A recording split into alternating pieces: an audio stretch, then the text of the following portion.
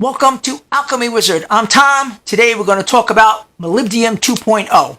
Now I've had up on the website Molybdenum 1.0 for a long time. That was my initial investigation into making molybdenum.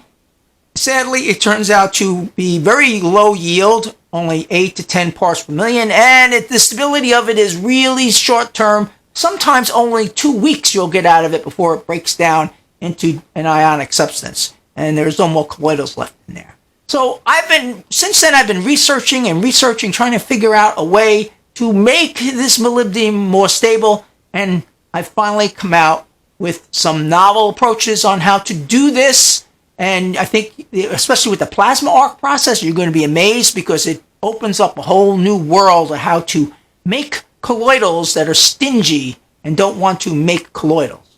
Anyway, let's get started. First, we're going to start with low voltage electrolysis colloidal molybdenum. Now, I will say this is not really a start to finish. So if you want a full start to finish, you can watch the part 1 of molybdenum that's up on the website right now, which goes into a little bit more details on the nuts and bolts of the process. I'm going to assume you're a pretty much medium or high level user here, and you've already made colloidals and you know the general gist on how to make them.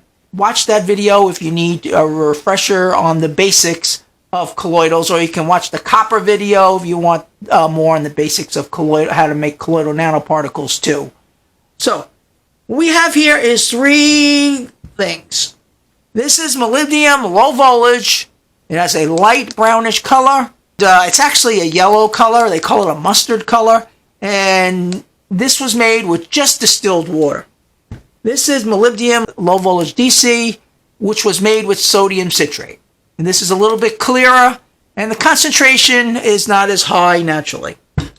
This is molybdenum plasma arc, which we're going to talk about last.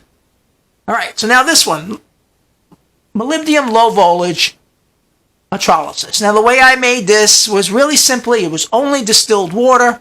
I put it in the beaker, and the difference being is the problem we have is the molybdenum oxide is really tough to break down. The molybdenum turns black when you mix it with water, and it gets hard. And you just can't dissolve this oxide in order to create a colloidal from it. Now, normally I use 37 volts electricity to break my colloidals down. Now out of desperation, I decided, well, maybe we need a little bit more current or a little bit more voltage. And the only way in my power supply to get more current is to increase the voltage, because we were already at the maximum amount of current that the system would draw at 37 volts. So I turned it to 60 volts, and lo and behold, that black metal oxide from the molybdenum started to break down and create colloidals. Now, this substance took 5 hours to make. So it's not a fast process, but it makes this light yellowish, mustardish, brownish stuff that is high in colloidals, probably around 15 parts per million. The only downfall with this is the brown color is a presence of the oxide. So this one has got a little bit more oxide in it because of the brownish color in there. You might say, oh yeah, it's got more colloidals in it because of the brownish color, and that could be somewhat true also. But it's also going to have a higher concentration of oxide. Now, there's nothing wrong with molybdenum oxide. I'm just saying that's where the color is coming from. Now, if we look at molybdenum low voltage DC using sodium citrate, it's practically clear. This has a very low amount of molybdenum oxide in it, and that's why it's clear. Now, this was made with standard 37 volts. I took my sodium citrate, I dripped it to about 15 to 20 milliamps at 37 volts, and I let this cook for about 5 hours, and it gave me high as the colloidals in the one with the distilled water that we did for 5 hours. If I cooked it further, it might have started to take on the brownish color, but I am not extremely sure on that, to be honest with you. But this, you could do it either way. You could do it with sodium citrate, or you can cook it with just distilled water, have a little bit more oxide in there, and cook it for 5 hours. I used a very small piece of molybdenum, not a big piece. like I did in the original molybdenum video where I had a half a thing in there. So that's also why it took so long too. But the key, if you're just using distilled water, is the 60 volts. And for those of you guys that don't have a 60 volt transformer or higher that can crank the voltage up to break down the molybdenum, you're going to have to go with the low voltage DC sodium citrate. Now on to the molybdenum with plasma arc. This by far came out the best of all. This is the picture of it over here on the microscope. This was done with a unique way. And we take 2 rods, in this case would be molybdenum, stick it in water, throw 15,000 volts on it, let it arc, and it makes colloidals. Now the problem I had is the spark was really weak because the molybdenum metal just not creating a very good spark. So it wasn't a hot enough spark, number one, and it still produced a low amount of molybdenum. Really, really low, maybe 8 or 10 parts per million. And again, it suffered with 2 weeks, it was disintegrated also, just like its low voltage electrolysis part. So what I did differently is I used one wire with molybdenum metal. I used the other wire as titanium. Yep, a piece of titanium wire. My theory was that the titanium has a higher conductivity. It would give me a higher spark.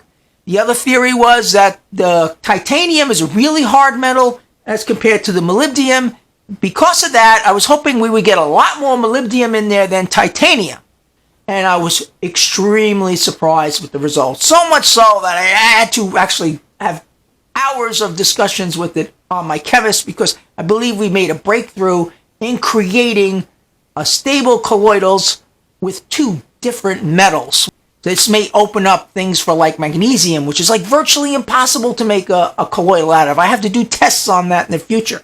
But what we found was I weighed the metals in my 4-digit scale over there, and I found out that this used 2 milligrams of molybdenum material and less than 500 micrograms of titanium to make this stuff.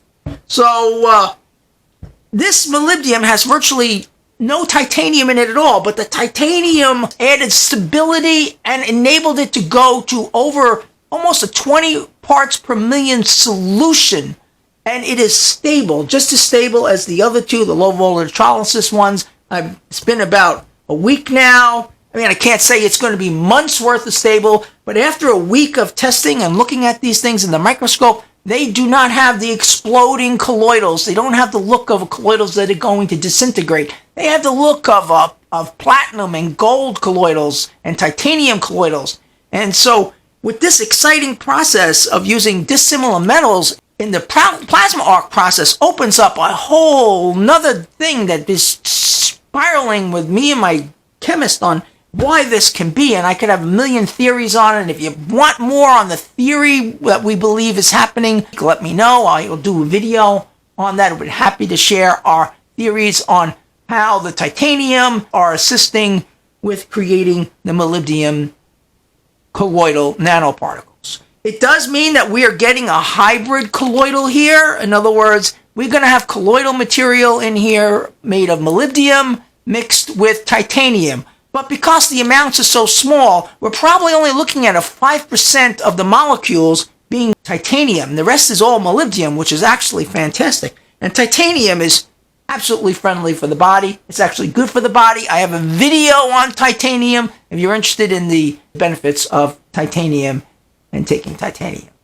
So that is my exciting news about new molybdenum 2.0. I hope this helps all of you guys that are making colloidals, whether it be plasma arc or low voltage electrolysis. Get to it. Let me know how you make out with your processes and have some fun. I'm Tom, Alchemy Wizard. I'll talk to you again soon.